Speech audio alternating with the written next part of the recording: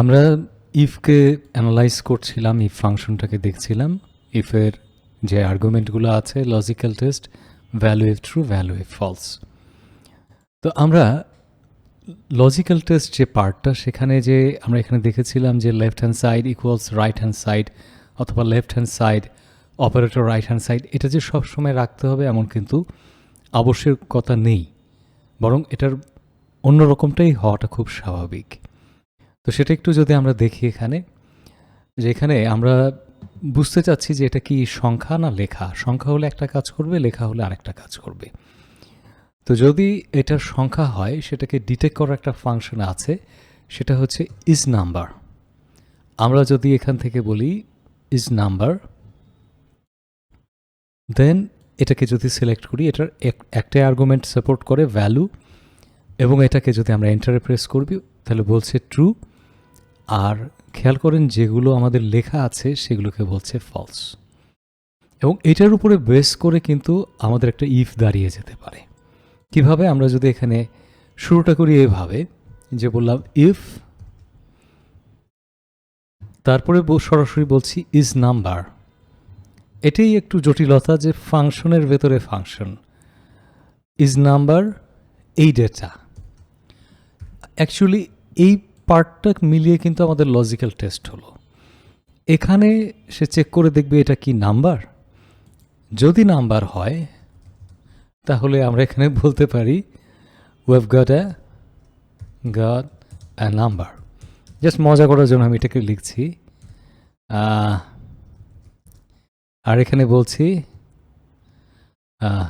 Text here. এটাকে close করে দিলাম, we have got a number, এবং এটাকে অটোফিল করি অন্যগুলোর ক্ষেত্রে টেক্সট হিয়ার। এবং এটা ডাইনামিক, আপনি এটা 1 লিখে দিবেন, we have got a number, যখনই কিছু লিখবেন সেক্ষেত্রে বলবে টেক্সট হিয়ার। সো এখানে কিন্তু রাইট হ্যান্ড লেফট হ্যান্ড এই বিষয়টা আসলো না, জাস্ট একটা ঘরকে আরেকটা ফাংশনের ভেতর দিয়ে দেয়া হলো। আসলে সত্যিকার অর্থে ইফটা কি করে, আমরা যদি এই জায়গাটাতেই দেখি, যে আমরা যখন বলছি যে সমান চিহ্ন এই ঘরটার সমান কি, আমরা যদি বলি 1 2 3, এই ঘরটা কি 1 2 এই ঘরটা কি 1 2 3, এটাকে যদি আমরা রেজাল্ট হিসেবে নিয়ে আসি তাহলে বলছে এটা ট্রু। আর যখন এটা 1 2 3 না হয়ে 1 2 4 হবে, দ্যাট কেস এটা হবে ফলস। অ্যাকচুয়ালি ইফের ক্ষেত্রে এই লজিক্যাল টেস্টটা দুটার উত্তর দেয়, একটা হচ্ছে ট্রু, একটা হচ্ছে ফলস। সে শুধু চেক করে। এখন কোনটাকে চেক করছে, কিভাবে চেক করছে, এটা তার ক্রাইটেরিয়ার উপরে বিষয়টা ডিপেন্ড করছে। অনেক ক্ষেত্রে আমরা আবার এরকম একটা টেকনিক ব্যবহার করি, যে সমান চিহ্ন দিলাম, ইফ লিখলাম, তারপর যদি সরাসরি কোনো সূত্র না লিখে আমি শুধু এই ঘরের রেফারেন্সটা দেই, তাহলে এখানে যদি লিখি ওকে, আর এখানে যদি আরেকটা আর্গুমেন্টে লিখি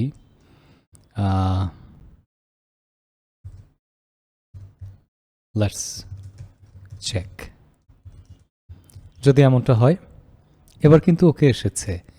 আমি যদি আবার একটু দেখি, নিচেরটা কিন্তু চলে এসেছে ভ্যালু, তারপরেরটা এটাও ভ্যালু আসবে। যদি আমরা এটাকে তুলে দিতাম তাহলে কি হতো, লেটস চেক। তো এভাবে আসলে এক্সপেরিমেন্ট করার সুযোগ আছে। এখানে কেন ভ্যালু আসলো এই বিষয়টা নিয়ে আমরা একটু পরে আলাপ করব। ইফের আরেকটা বড় ব্যবহার হচ্ছে, আপনি কোনো জায়গায় একটা সূত্র ব্যবহার করতে চাচ্ছেন, কিন্তু সেই সূত্রতে ভুল আসার সম্ভাবনা আছে বা সমস্যা হবার সম্ভাবনা আছে। তো এই ক্ষেত্রে আমরা কিন্তু ইফ ব্যবহার করে থাকি। যেমন ধরা যাক কোনো ঘরে দুটো সংখ্যা আছে, একটা ঘরের সংখ্যা আছে সে, আমরা যেমন বলি, আমরা এখানে খুব সহজ ভাষায় যদি লিখি, আমরা বাংলা ব্যবহার করছি, ভাজ্য এবং ভাজক। এটা যদি ভাষাটা পড়ে অদ্ভুত মনে হয়, ভাজ্য হচ্ছে যেটাকে ভাগ করা হবে, আর এখানে আমরা একটু বাংলাটাকে না রাখি, আমরা 12 লিখছি, এবং ভাজক হচ্ছে যেটা দিয়ে ভাগ, মানে যাকে ভাগ করা হবে এবং যে সংখ্যা দিয়ে এখানে ভাগ করা হবে। তো এখানে হচ্ছে আমরা লিখছি আমাদের ভাগফল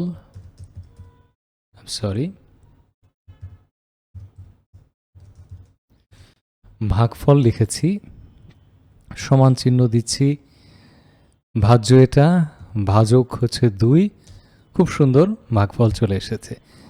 কিন্তু এই এত সুন্দর সূত্রটা কিন্তু ভুল হয়ে যেতে পারে যদি শুধু আপনি ভাজকের জায়গায় একটা শূন্য বসিয়ে দেন এবং সেখানে একটা এরর এসেছে div/0।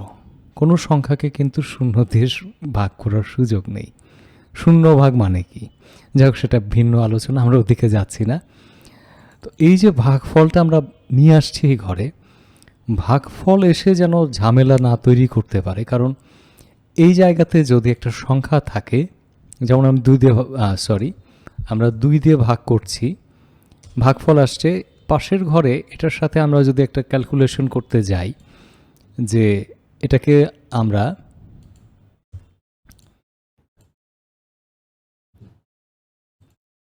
এই ঘরটা থেকে 5 বিয়োগ করতে চাই, কথার কথা, এটা থেকে 5 বিয়োগ করলাম, 1 চলে এসেছে। কিন্তু যখন ওই div/0 হবে, বা ধরেন এখানে আমরা 3 দিয়েও যদি ভাগ করি তাও কিন্তু ঠিক আছে, -1 এসেছে।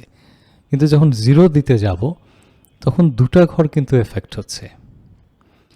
এটা থেকে যদি আমরা বাঁচতে চাই, সেক্ষেত্রে আমাদের অনেকগুলো লজিক্যাল ফাংশন রয়েছে, সেগুলোর আমরা ব্যবহার করতে পারি। আমরা যদি এখানে ভাগটাকে, এই ভাগফলটাকে আমি কেটে নিচ্ছি, এখানে লিখছি ইফ, এখানে ইফ লিখে বলছি ইজ কি, ইজ এরর, ঠিক আছে, ইজ এরর, কোনটা এরর, এই ভ্যালুটা কি, এই ভ্যালুর রেজাল্টটা কি একটা এরর।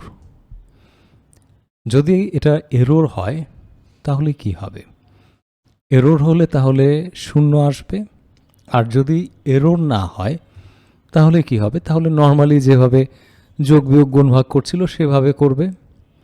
এখন দেখেন, যেটা কিন্তু কিছুক্ষণ আগে আমরা এই সূত্রটা ব্যবহার করবার আগে এখানে আমাদের যে ক্যালকুলেশন ছিল, সেখানে যদি আমরা এটাকে বসিয়ে দিতাম, বলতো div/0 2টা ঘর এফেক্টেড হচ্ছে, হোয়ারাস শুধুমাত্র আমরা ইফ ফাংশনের ভেতর দিয়ে এটাকে পাস করানোর জন্য প্রথমে আমরা এররটাকে ক্যাচ করছি, যে এটার একটা রেজাল্ট বের করবো, সেটাকে একটা এরর, যদি এরর হয় তাহলে 0 হবে, আর যদি এরর না হয় তাহলে এই ক্যালকুলেশনটা হবে।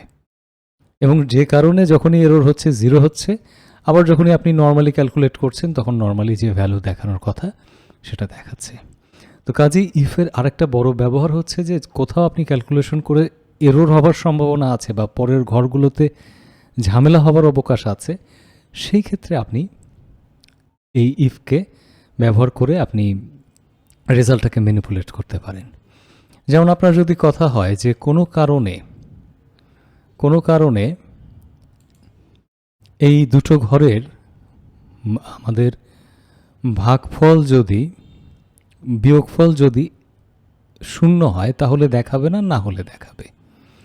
আমি জাস্ট এখানে বোঝানোর চেষ্টা করছি যে আমাদের 12 এবং এই 2 ঘর, এটাকে বিয়োগ করলাম, 10 আছে, ঠিক আছে, কিন্তু 12 দিয়ে 12কে বিয়োগ করলে 0 আসে।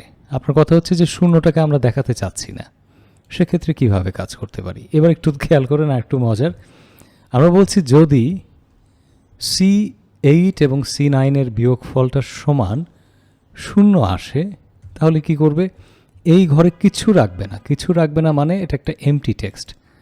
আর না হলে কি করবে, এই যে বিয়োগফলটা আছে এই বিয়োগফলটাই এখানে রাখবে। আমরা এন্টার দিলাম, কিছুই কিন্তু দেখাচ্ছে না, কিন্তু যদি এখানে শুধু 11 করে দিতাম আমরা, এখানে কিন্তু আমাদের 1 দেখাচ্ছে, কিন্তু ঠিক যে মুহূর্তে আপনি 12 করবেন এখানে কিন্তু আর কিছু দেখাচ্ছে না। আমরা কিন্তু চেক করছি এই ঘরটা, আবার খেয়াল করেন 11, কিন্তু যখনই আমরা 12 করে দিচ্ছি এখানটায় কিছু দেখাচ্ছে না।